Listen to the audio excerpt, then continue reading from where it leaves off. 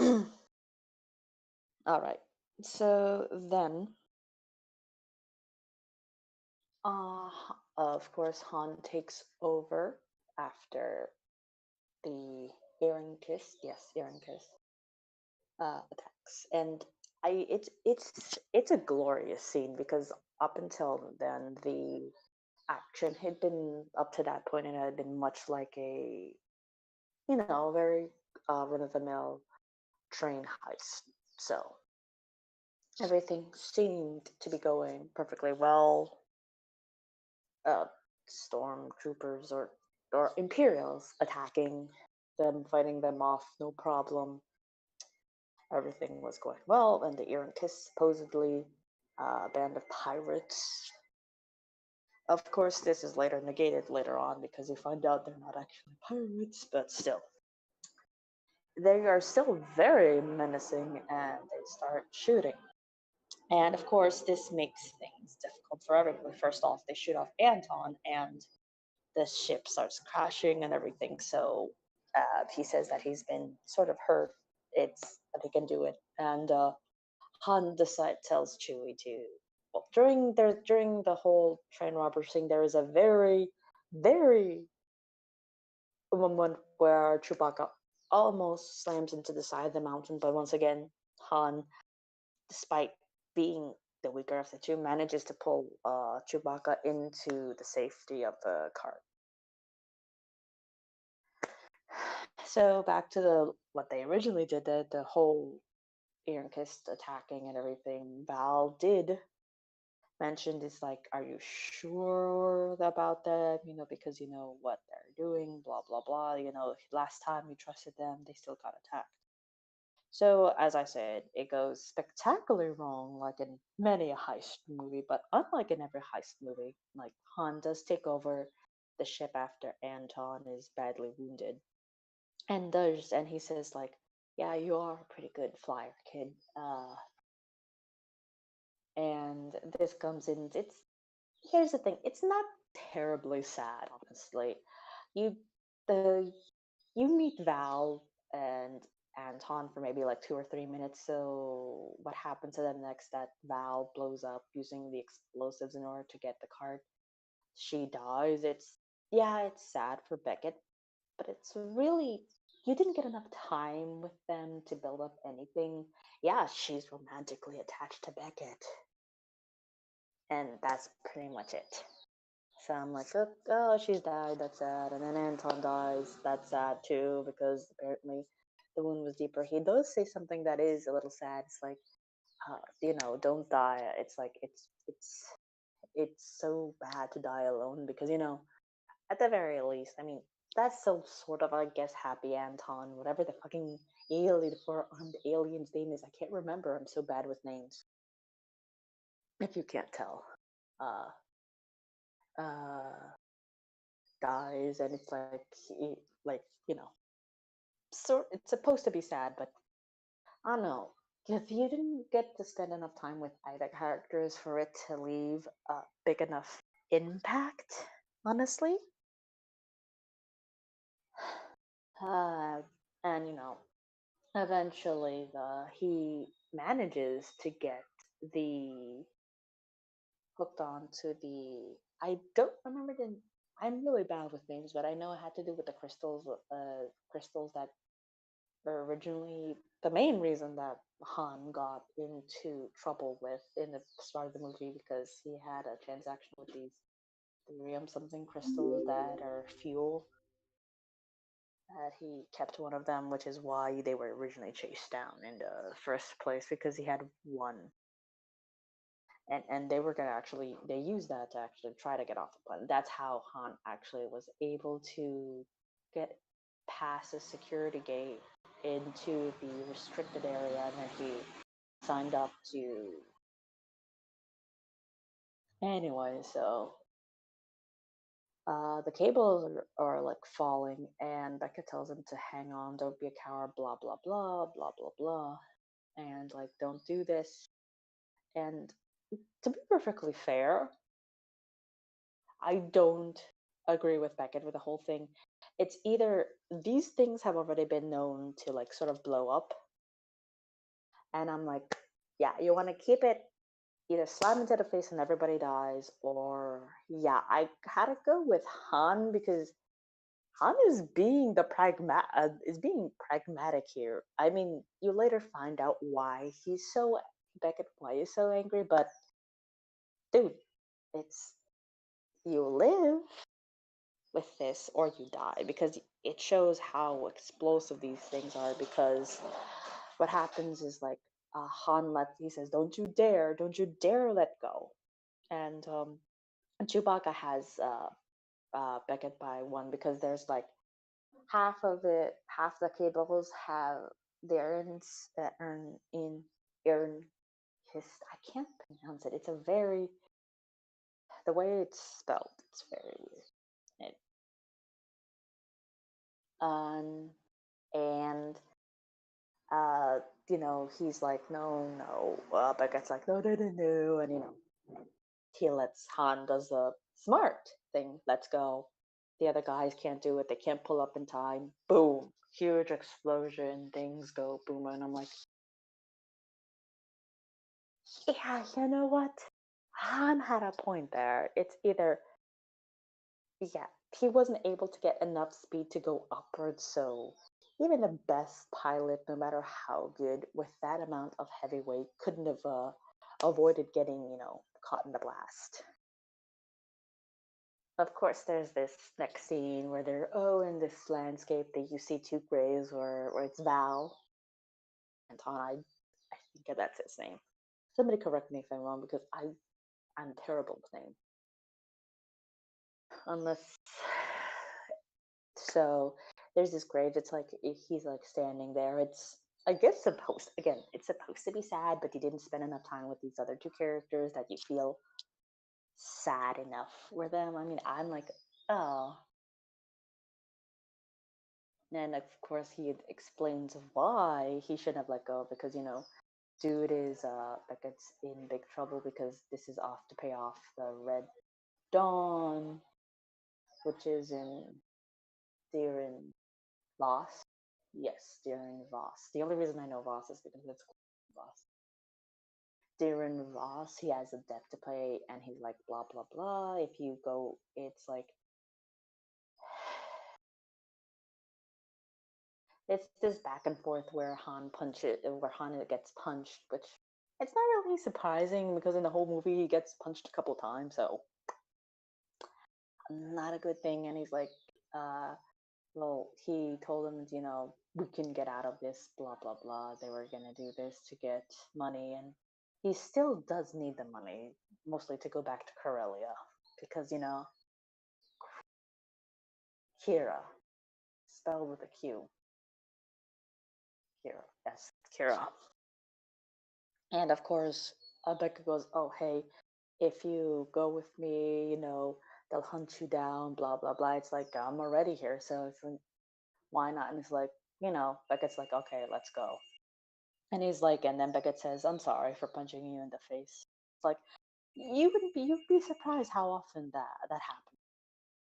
Which, yeah, it's happened a couple of times. Scene changes, blah, blah, blah. They get into this fancy the head smuggler, whatever you call it, at fancy smancy party, and Beckett says blah blah blah, don't talk to people, keep your head down, all these things. You see, I do like this scene because it shows a lot of different aliens. There's this very jazzy atmosphere where there's these two aliens singing in whatever language they're supposed to be singing. It's very smooth, it's very much a party, and of course it's all undercut when it's like, oh yes, please wait a moment while Darren Voss is dealing with no, not a senator, the head of this town, and then you see him kill somebody. It's like, oh, he's dangerous. I mean, yeah, you can. The main problem is, I mean, he's supposed to be dangerous, but he doesn't give off that feeling of threatening. I mean, he is supposed to be threatening, and I'm like, okay, yeah, he's threatening, but I suppose the main villain isn't as threatening as he's supposed to be. I mean, he does give a good performance on being evil and being everything and blah blah blah. So Beckett goes to talk to him. Meanwhile, Han stays down there and Chewie goes to mingle and eat and drink. And of course, who does he come up? Who does Han go meet but the lovely Kira, who is now in employment of her dear and boss? Um, also a lot of names where it's very difficult to pronounce. Again, excuse my the fact if I'm really bad with names, unless I've seen the movie several times. But and you know they get to talking. It's like, oh, she survived. I'm like, okay, so I was wrong on that exit because I pretty was almost like 90% sure she was gonna, you know, die. And she does have a very like I keep looking at her necklace, which is like I've seen that necklace before. I've seen, and though throughout the whole movie, I keep thinking, I've seen that fucking necklace. Where did I see it? I mean, this is answered a lot later. The group is called the Red Dawn, and I'm like,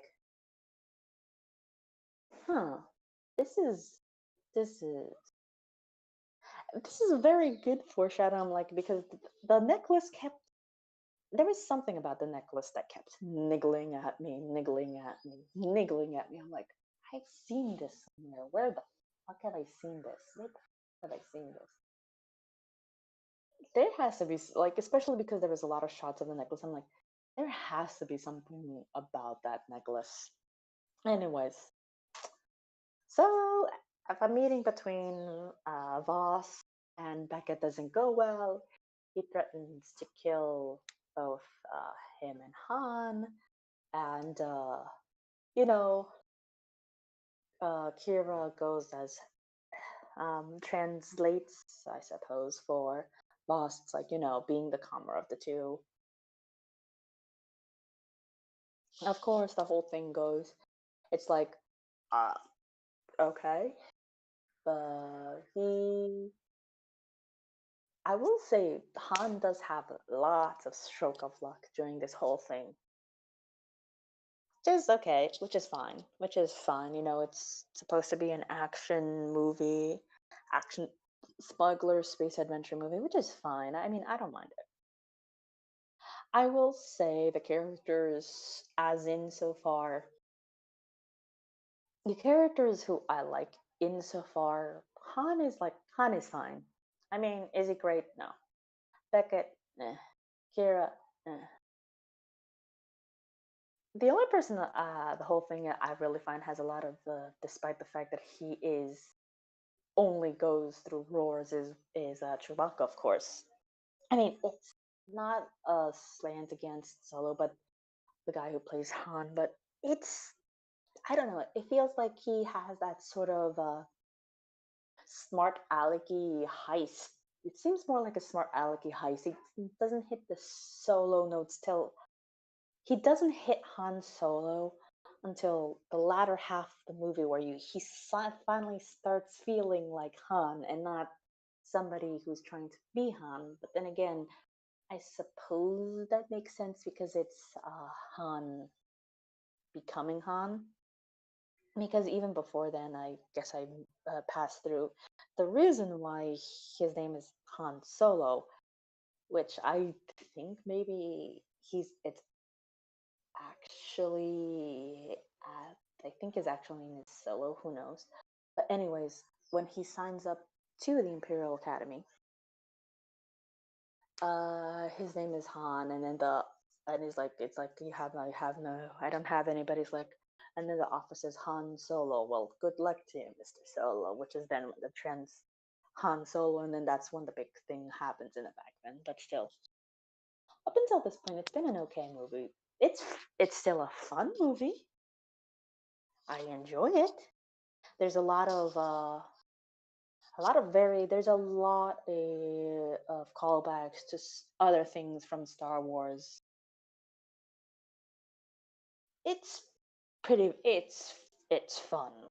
It's Star Wars It's Star Wars ish, but it's still, I suppose, a fun movie. There is not a lot of lore as of yet in the movies, which you do get a little more into it much later on.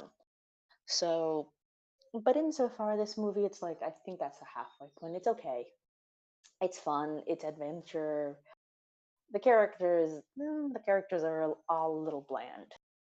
Fine. So they dig up the screen of to get.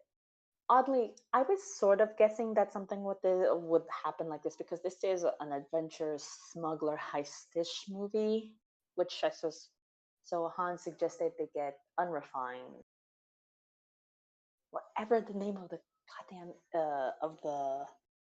of the stuff in the movie is. Um, I'll probably think of it uh, in a second, but he says that we should go to uh, this mine where we can get unrefined, and then we can go to insert place, uh, Shireen, to get it processed. And of course, Tyrion boss is like, no, we can't do that. And it's like, I'm sorry. It's like blah blah blah. But wait, and then this is the exact moment where he does something very Han Solo-ish. It's like, wait, we're not technically affiliated with you, so if we go in there and rob, this won't get back to you. And then Tyrion boss is like,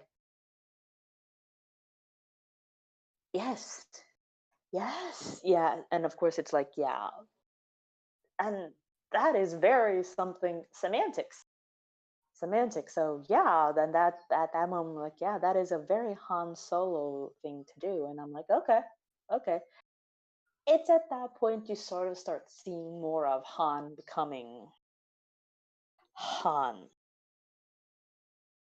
It's of course after the whole plan is hatched that they need the faster ship, blah blah blah. It's again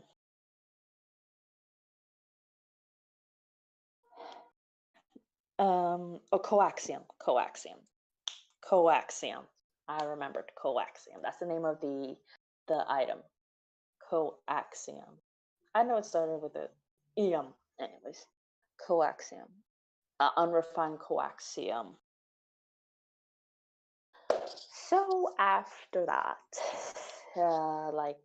Demon Boss sends him off to sends them to go, and he sends Kira with them, to watch this whole thing so she can report everything. And of course, eventually they'll need to find a faster ship. And I'm not gonna lie, this is probably my favorite part of the movie because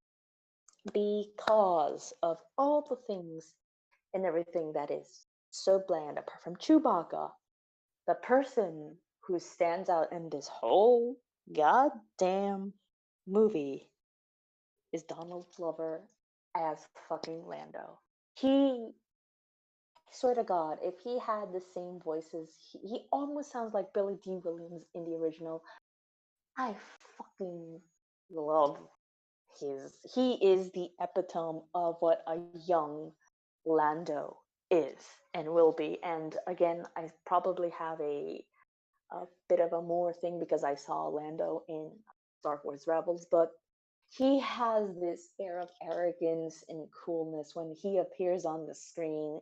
I will say this: people cheered. I cheered because I'm like, yes.